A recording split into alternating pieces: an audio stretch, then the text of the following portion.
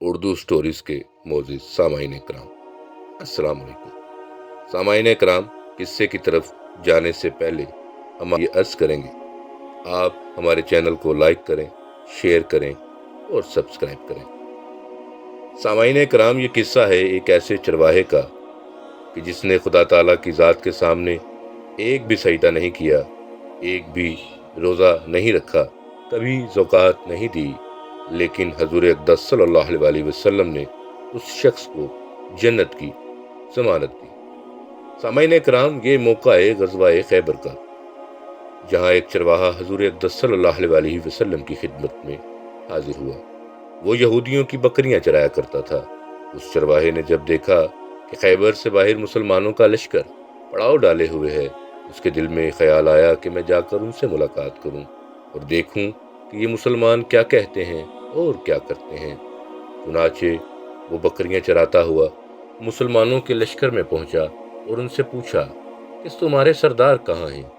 صحابہ کرام نے فرمایا، ہمارے سردار حضور اقدس صلی اللہ علیہ وسلم اس خیمے کے اندر تشریف فرما ہے۔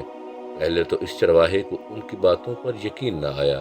اس نے سوچا کہ اتنے بڑے سردار ایک معمولی سے خیمے کے اندر کیسے بیٹھ سکتے ہیں۔ اس کے ذہن میں یہ تھا کہ جب آپ اتنے بڑے بادشاہ ہیں تو بہت ہی شان و شوکت اور ٹھاٹ باٹ کے ساتھ رہتے ہوں گے، لیکن وہاں تو کھجور کے پتوں کی چٹائی سے بنا ہوا خیمہ تھا۔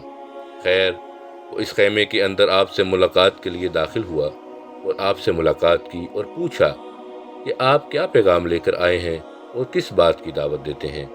حضور اقدس صلی اللہ علیہ وسلم نے اس کے سامنے اسلام اور ایمان کی دعوت رکھی اور اسلام کا پیغام دیا۔ اس نے پوچھا کہ اگر میں اسلام کی دعوت قبول کر لوں تو میرا کیا انجام ہوگا اور کیا رتبہ ہوگا؟ حضور اقدس صلی اللہ علیہ وسلم نے فرمایا کہ اسلام لانے کے بعد تم ہمارے بھائی بن جاؤ گے اور ہم تمہیں گلے سے لگائیں گے۔ اس چرواہے نے کہا، آپ مجھ سے مذاق کر رہے ہیں؟ کہاں میں اور کہاں آپ؟ میں ایک معمولی سا چرواہا اور میں ایک سیاہ فام انسان ہوں، میرے بدن سے بدبو آ رہی ہے، ایسی حالت میں آپ مجھے کیسے گلے سے لگائیں گے؟ حضور اقدس صلی اللہ علیہ وسلم نے فرمایا، ہم تمہیں ضرور گلے سے لگائیں گے اور تمہارے جسم کی سیاہی کو اللہ تعالیٰ تابانی سے بدل دیں گے اور اللہ تعالیٰ تمہارے جسم سے اٹھنے والی بدبو کو خوشبو میں تبدیل فرما دیں گے۔ یہ باتیں سن کر وہ فوراً مسلمان ہو گیا اور کلمہ شہادت پڑھ لیا۔ پھر حضور اقدس صلی اللہ علیہ وسلم سے پوچھا کہ یا رسول اللہ، اب میں کیا کروں؟ آپ نے فرمایا کہ تم ایسے وقت پر ایمان لائے ہو کہ نہ تو تم اس وقت کسی نماز کو پڑھ سکتے ہو کہ وقت نہیں، اور نہ روزے کا زمانہ ہے کہ میں تم سے روزہ رکھواؤں، اور زکوٰۃ تم پر فرض نہیں ہے۔ اس وقت تو صرف ایک ہی عبادت ہو رہی ہے جو تلوار کی چھاؤں میں انجام دی جاتی ہے، وہ جہاد فی سبیل اللہ ہے۔ اس چرواہے نے کہا، یا رسول اللہ، میں اس جہاد میں شامل ہو جاتا ہوں، لیکن جو شخص جہاد میں شامل ہوتا ہے اس کے لیے دو میں سے ایک صورت ہوتی ہے، غازی یا شہید۔ تو اگر میں اس جہاد میں شہید ہو جاؤں تو آپ میری کوئی ضمانت لیجئے۔ حضور اقدس صلی اللہ علیہ وسلم نے فرمایا کہ میں اس بات کی ضمانت لیتا ہوں کہ اگر تم اس جہاد میں شہید ہو گئے تو اللہ تعالیٰ تمہیں جنت میں پہنچا دیں گے اور تمہارے جسم کی بدبو کو خوشبو سے تبدیل فرما دیں گے اور تمہارے چہرے کی سیاہی کو سفیدی میں بدل دیں گے۔ چنانچہ وہ چرواہا یہودیوں کی بکریاں چراتا ہوا وہاں پہنچا تھا، اس لیے حضور اقدس صلی اللہ علیہ وسلم نے فرمایا کہ تم یہودیوں کی جو بکریاں لے کر آئے ہو ان کو جا کر واپس کرو، اس لیے کہ یہ بکریاں تمہارے پاس امانت ہیں۔ اس سے اندازہ لگائیں کہ جن لوگوں کے ساتھ جنگ ہو رہی ہے، جن کا محاصرہ کیے ہوئے ہیں، ان کا مال غنیمت ہے، لیکن چونکہ وہ چرواہا بکریاں معاہدے پر لے کر آیا تھا، اس لیے نبی کریم صلی اللہ علیہ وسلم نے فرمایا کہ پہلے وہ بکریاں واپس کر کر آؤ، پھر آ کر جہاد میں شامل ہونا۔ چنانچہ اس چرواہے نے جا کر بکریاں واپس کی اور واپس آ کر جہاد میں شامل ہوا اور شہید ہو گیا۔ جنگ ختم ہو گئی تو حضور اقدس صلی اللہ علیہ وسلم نے جنگ کا جائزہ لینے کے لیے آپ باہر گئے اور شہیدوں کو دیکھنے لگے۔ صحابہ کرام کا ایک مجمع دیکھا جو ایک جگہ اکٹھے تھے۔ آپ قریب پہنچے تو ان سے کہا، کیا بات ہے؟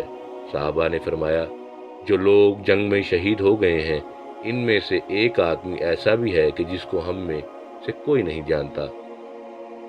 आप सरकार सल्लल्लाहु अलैहि वसल्लम ने फरमाया, मुझे दिखाओ। जब आपने देखा तो फरमाया कि तुम इस शख्स को नहीं पहचानते, मगर मैं इस शख्स को जानता हूँ। ये चरवाहा है और ये एक अजीब व गरीब बंदा है जिसने अल्लाह की राह में एक भी सजदा नहीं किया, और मैं इस बात की गवाही देता हूँ कि अल्लाह ताला ने सीधा इसको जन्नतुल फरदौस में पहुँचा दिया है, और मेरी आँखें देख रही हैं कि मलाइका इसको गुस्ल दे रहे हैं, और इसकी स्याही सफ़ेदी में तब्दील हो गई है और इसकी बदबू खुशबू में तब्दील हो गई है। अंदाज़ा कीजिए, अगर कुछ अरसा कबल इस चरवाहे को मौत आ जाती तो सीधा जहन्नुम में चला जाता, और अब इस हालत में मौत आई कि ईमान ला चुका है और सरकार दो आलम सल्लल्लाहु अलैहि वसल्लम का गुलाम बन चुका है।